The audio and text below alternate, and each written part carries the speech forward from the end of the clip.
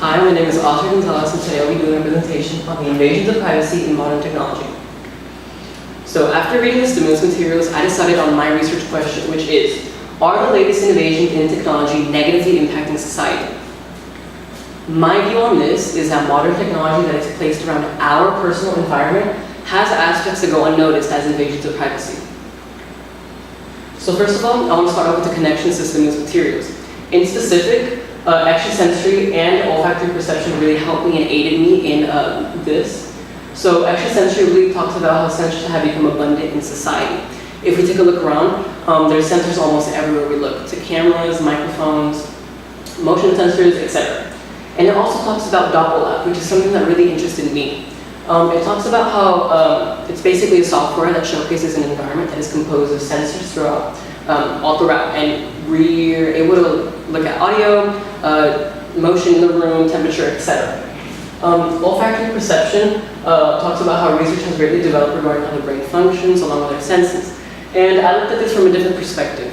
I thought in the future with sensors filled all around us, like in extrasensory perception, I thought, where will our privacy lie? And what will happen if we can even implement sensors in our own body? What will happen to our privacy then? The first thing I want to talk about is digital assistants.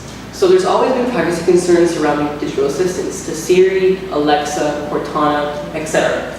Apple Siri actually stores the request that you ask and places an ID on your device. And it keeps it for about 6 months and the audio files for another 18 months.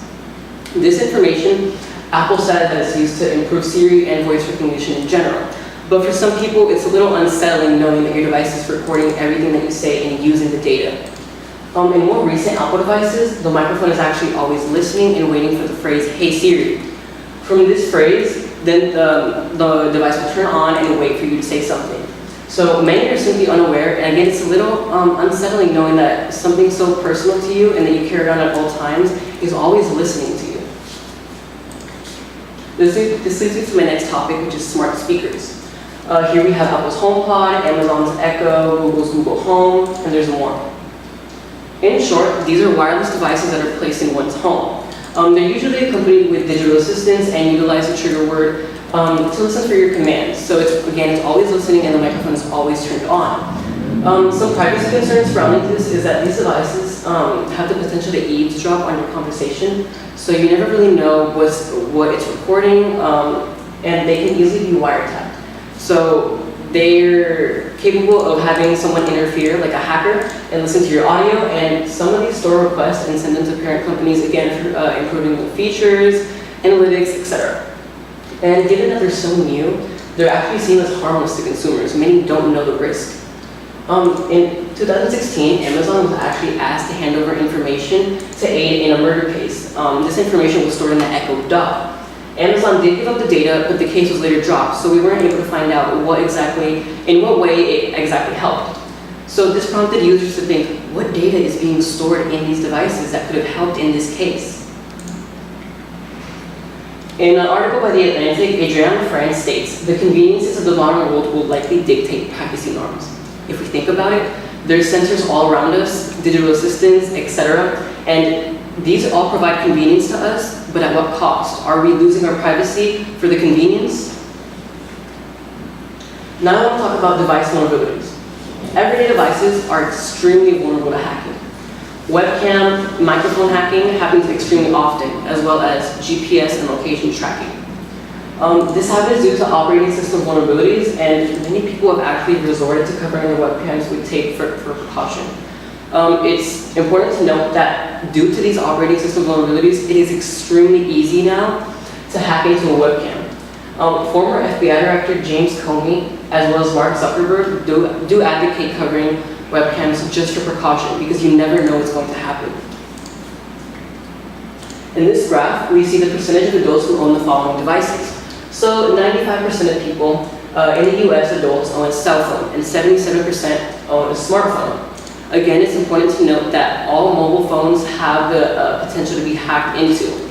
So no matter what, we always carry this risk. And although in this graph, we do see that there are some missing variables, such as difference in operating systems, difference in mobile phones, and other things as well. But we can use this graph as kind of a rough estimate of the risk that we always carry with ourselves, how 95% of people are in risk of being hacked. So some potential solutions to the issue with privacy. The first solution would be that customers need to educate themselves on their devices. This means avoid skipping through any manuals, terms and conditions, read thoroughly, and learn more about your device in general.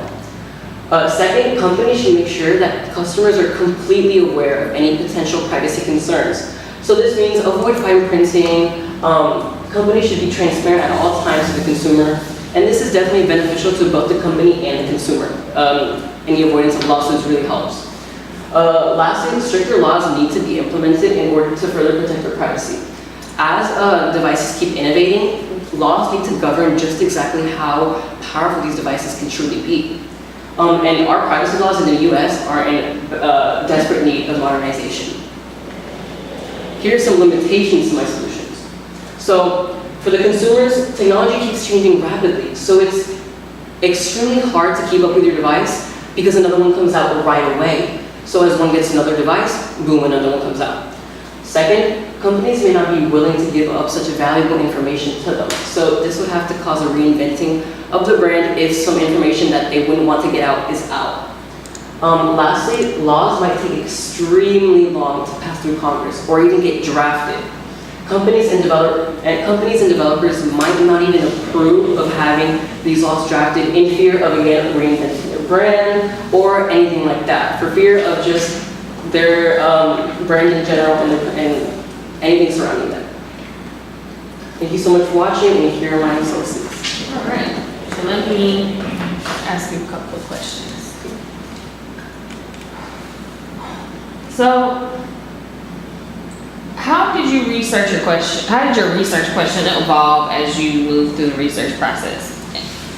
So, at first, I tried not to walk into like developing my question, my argument bias. I knew that after reading the stimulus materials, I wanted to do something along the means of technology, privacy, stuff like that. So when I walked into it, I tried not to be biased. I did have an idea of what I wanted to kind of focus on. And as I kept researching, I found articles such as, I believe it was, there's an article by CNN, Apple's approach to privacy, what they do about it, Siri. And given that I do own some of these devices that I talked about, I was able to further evolve my research surrounding that, and again, the further research that I did with privacy, Adrienne France, in the Atlantic, etc. All right. My second question is, well, what additional questions emerged from your research, and why are those questions important? Definitely one question that stood out to me, and I was thinking of this as I was finishing up my IMP, was in the near future, what will happen with all this new technology, these new sensors? What's truly going to happen, and how will our privacy be at risk? Because I noted that given that we're in such a short time, we've evolved so much. So there's sensors everywhere now. So in like the article of Extra Sensory, we see Doppler. So what if that comes to life? It was just some of these questions surrounding technology. What's going to happen to us in the near future? How will our privacy be at risk? All right. Thank you, sir.